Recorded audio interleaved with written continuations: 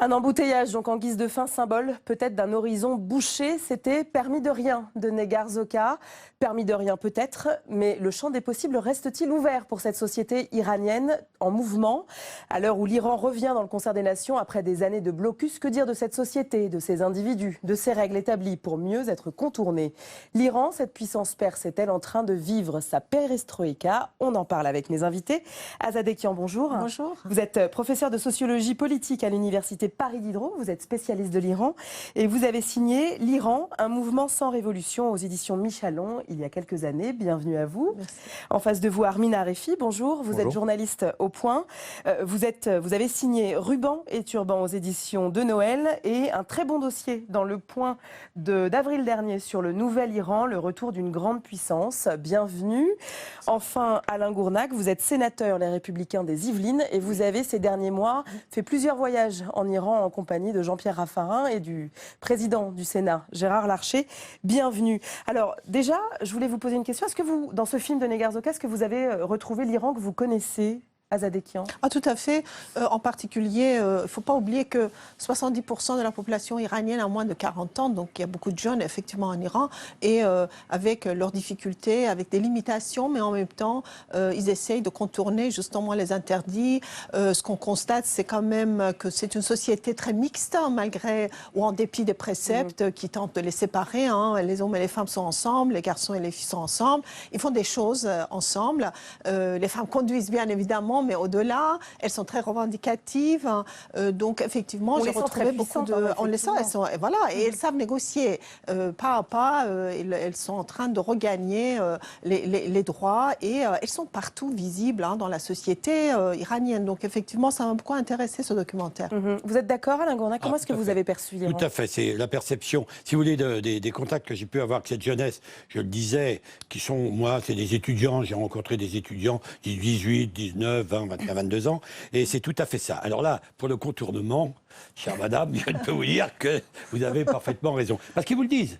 Dans les conversations que vous avez avec eux, ils vous le disent. Oui, bien sûr, on ne peut pas, mais bon. Et d'ailleurs, dans le film, qui est très bien fait, avec ce permis de conduire, qui est amusant, très amusant, vous voyez aussi qu'il y a un type, à un moment, qui dit « Mais si je vous faisais un petit cadeau ?» Alors le gars lui répond, le gars de l'auto-école ou l'inspecteur... Le moniteur, effectivement. Alors le moniteur lui dit « Non, vous pourrez m'en faire un, mais quand vous aurez votre permis. » Ouais, on est quand même dans le temple de la négociation permanente, finalement. Ah oui, mais ça, je pense que c'est le pays de la négociation. D'ailleurs, on a eu beaucoup de mal dans la négociation, en ce qui concerne les problèmes d'armement nucléaire. Ben, on y reviendra justement. Armine Arefi, quand vous avez signé hein, ce dossier hein, pour Le Point, vous indiquez en fait en termes de chiffres, par exemple, que en Iran, c'est le 10e rang mondial en termes de chirurgie esthétique, 4e pour les rhinoplasties, 7e marché du monde pour les cosmétiques. Quand on voit ces jeunes filles hein, qu'on découvre dans le documentaire avec leurs faux ongles, leurs faux cils extrêmement maquillés, avec un voile posé extrêmement nonchalamment, ce qui fait qu'en fait on voit absolument quasi toute la chevelure, diriez-vous que c'est une forme de société du paraître, cette société iranienne d'aujourd'hui ? Bah, tout à fait, forcément, depuis l'avènement de la République islamique, pas oublier que les Iraniennes ont été justement forcées de mettre le voile, alors que toutes les Iraniennes ne le portaient pas, beaucoup ne le portaient pas justement à l'époque du Shah par exemple. Et de fait, justement, la République islamique a tenté de s'imposer dans la sphère publique, mais également à certains égards dans la sphère privée. Et effectivement, on a aujourd'hui en Iran des lois qui ne sont pas forcément... C'est la charia hein, en Iran. C'est exactement la charia. Donc les femmes sont tenues justement de porter le voile, de porter justement un manteau.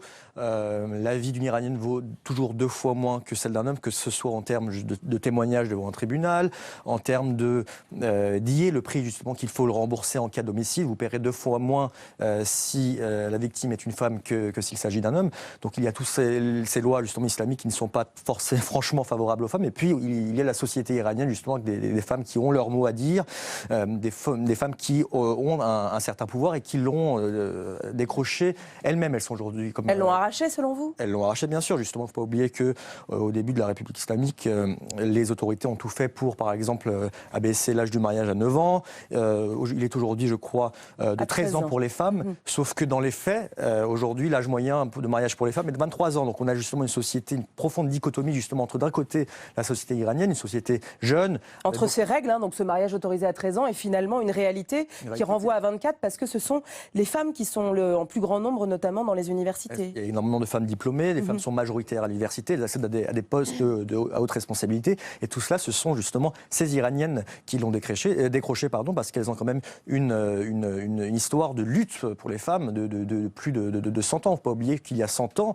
c'est ce qu'on rappelle dans le dossier, il y avait un magazine féminin en Iran, il y a 100 ans. Les femmes ont obtenu le droit de vote bien avant la République islamique, en 1963, si je ne m'abuse, sous le Shah. Alors qu'elles l'ont revendiqué depuis justement 1905.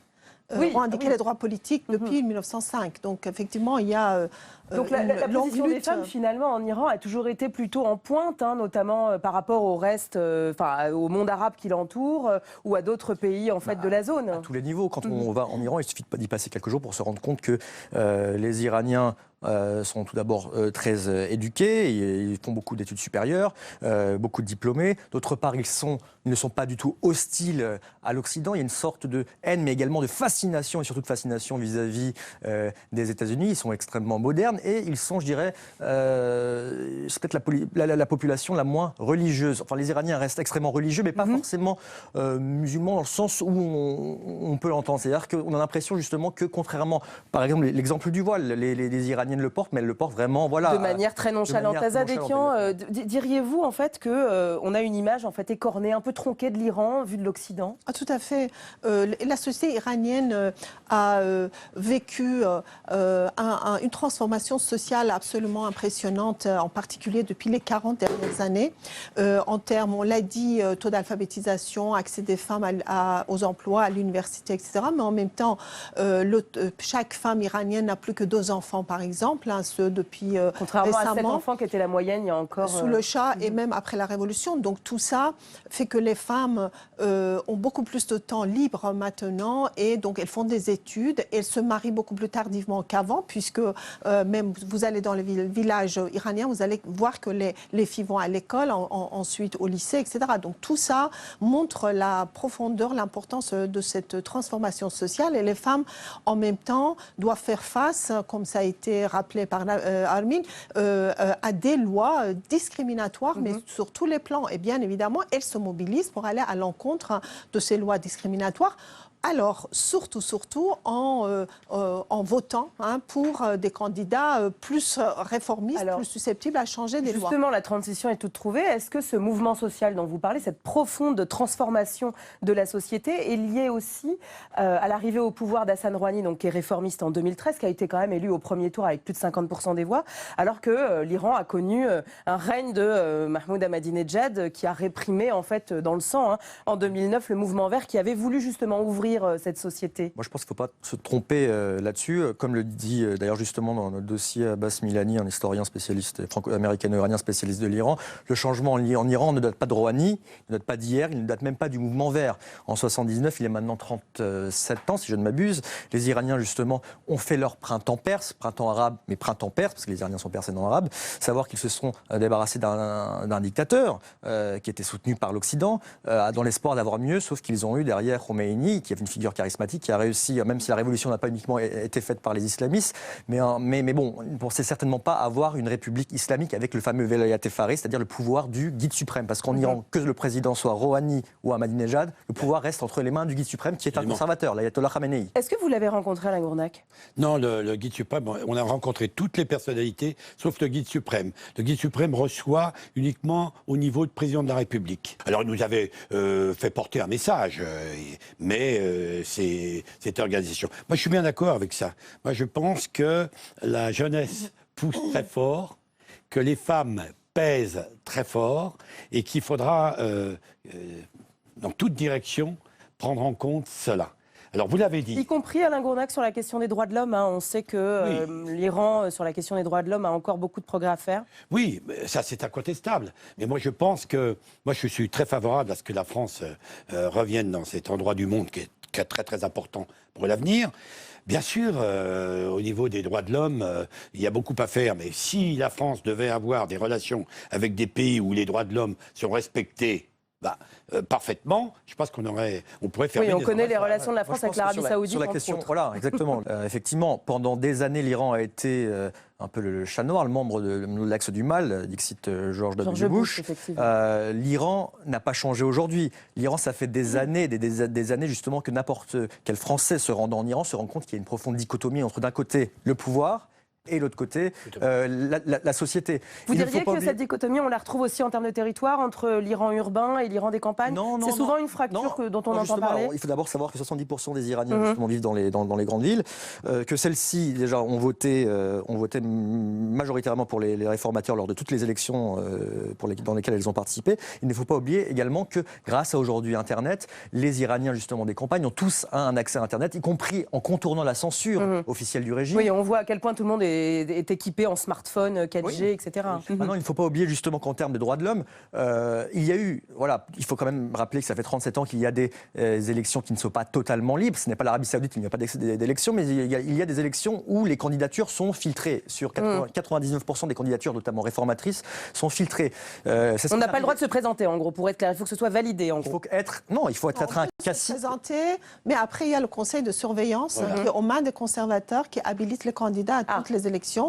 Et donc, les candidats qui sont considérés comme trop laïques ou trop réformistes ne sont pas habilités et du coup ne peuvent pas participer aux urnes. Mais il y a une certaine démocratie que j'appellerais administrée qui existe au sein des factions au pouvoir. Et raison pour laquelle je ne suis pas d'accord pour dire qu'il y a une dichotomie, il n'y a pas de dichotomie entre le pouvoir d'un côté et la société de l'autre.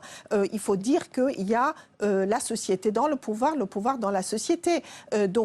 C'est-à-dire qu'au sein même des factions au pouvoir, on voit par exemple des réformistes, on voit même Rouhani, les conservateurs modérés, etc., qui influent sur la société. Et la société, avec ses transformations, ses revendications, influe sur le pouvoir, raison pour laquelle. Et puis il y a l'élément extérieur, étranger. Par exemple, aujourd'hui, puisque Rouhani est élu et puisque les Occidentaux, justement, commencent à dire qu'on peut négocier avec l'Iran, on peut commercer avec l'Iran, etc., eh bien, regardez le chef du judiciaire qui, aujourd'hui, dit que, effectivement, les exécutions sommaires donnent une très, très mauvaise image de l'Iran, parce qu'il y a beaucoup de trafiquants de drogue qui sont exécutés, et il ne faut plus les exécuter, il faut les condamner à des peines d'emprisonnement. Donc, ce qui veut dire que les influences internationales et l'influence de la société civile sur le pouvoir est bel et bien là. Et donc, il ne faut pas imposer non plus cette vision dichotomique de la société iranienne est vraiment formidable.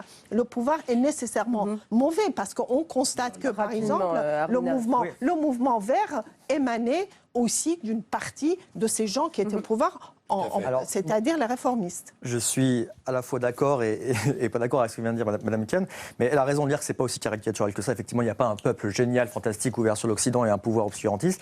Maintenant, quand vous parlez sur place aux Iraniens, et pas uniquement dans les villes, moi, une majorité des Iraniens, justement, avec lesquels j'ai discuté, même s'il ne s'agissait pas justement d'un travail de chercheur.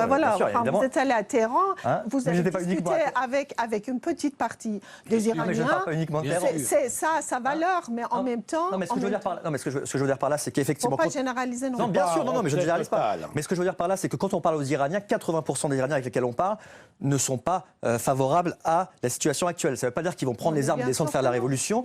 Leurs parents ont fait la révolution en 1979, ils ont eu pire, donc ils n'ont aucune envie d'aller faire la révolution en 2009. Et c'est ça que je tenais à rappeler.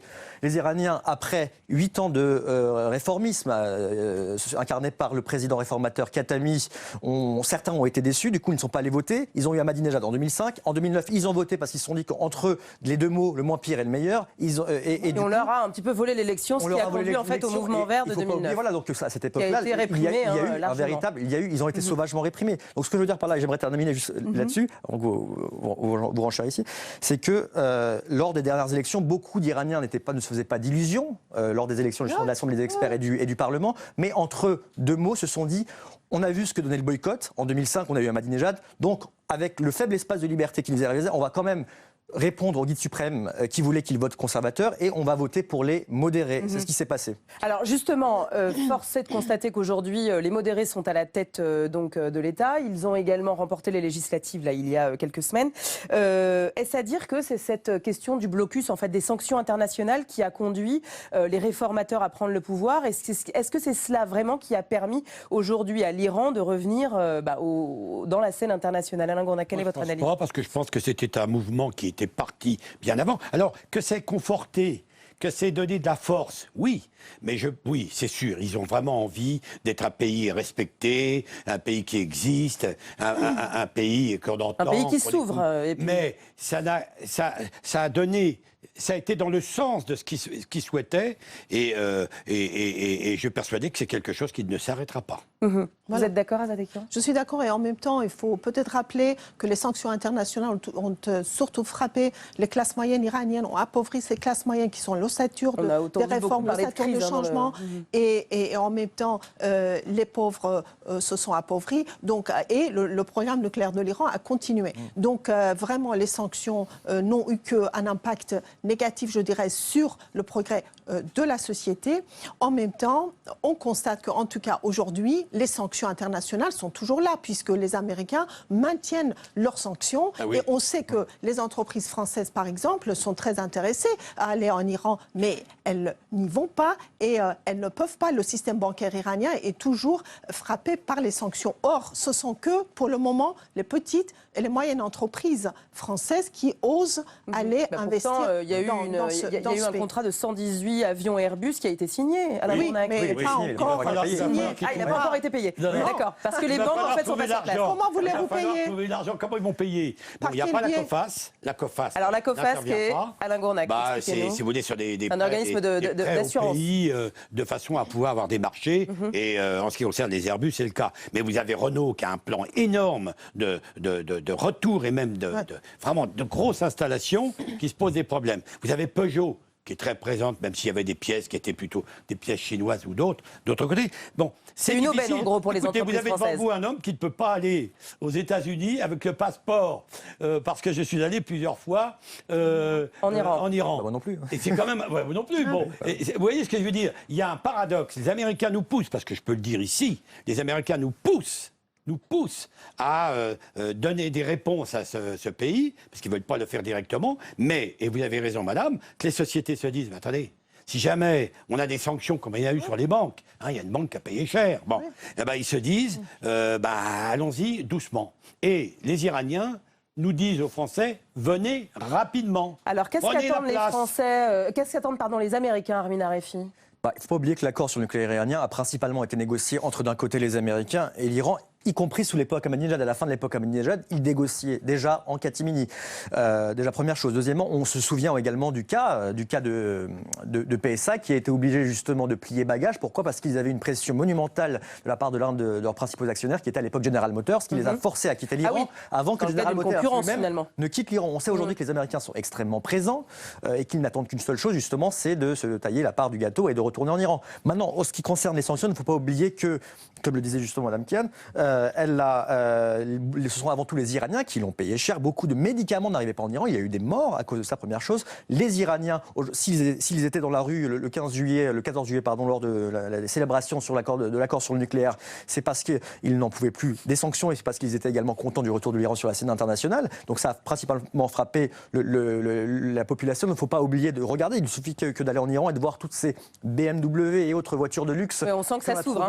Qu'on a trouvé avant même les sanctions qui étaient là, donc qui permettaient justement aux gardiens de la Révolution, cette armée, garde prétorienne, armée idéologique du régime, justement, qui s'est profondément enrichie. Maintenant, de l'autre côté, il ne faut pas oublier de la même façon que si l'Iran est retourné à la table de négociation pour négocier sérieusement, c'est parce que les sanctions avaient avaient étouffé une part importante justement des durs du pouvoir justement iranien, notamment les gardiens de la Révolution. Donc aujourd'hui, on a d'un côté une aspiration populaire de la population qui a voté Rouhani, et de l'autre côté un guide suprême qui n'avait pas d'autre choix que d'avaliser cette élection justement parce qu'elle permettait de négociations sérieuses sur le nucléaire. Moi, je dis simplement qu'il ne faut pas oublier un élément. Il y a 30% de personnes qui sont au chômage, pour ceux qui sont inscrits. Selon les chiffres du FMI. Et 30%, ça pèse quand même sur une société. Et comme vous l'avez dit, l'un et l'autre, ils ont suivi des études, ils sont intelligents. Moi, j'ai rencontré des jeunes super intelligents, très au courant de ce qui se passe à l'extérieur. mais effectivement, on sent qu'il Et y a une je dis fermeture que effectivement du marché du travail. ça c'est quelque chose qui va aussi pousser, je le pense, pas tout de suite, mais petit à petit, pousser à ce qu'il soit beaucoup plus ouvert, et j'espère sur la France. Bah écoutez, merci. Merci, ce sera le mot de la fin. Malheureusement, on n'aura pas eu le temps de discuter de la place de l'Iran dans ce grand espace régional, avec notamment la Syrie à côté, mais ça fera l'objet peut-être d'un autre débat. Merci à vous de nous avoir éclairés sur cette question. Tout de suite, vous avez rendez-vous avec votre second documentaire, RDA, le mystère des enfants volés, un film d'Anne Véron et Gad Charby. À tout à l'heure.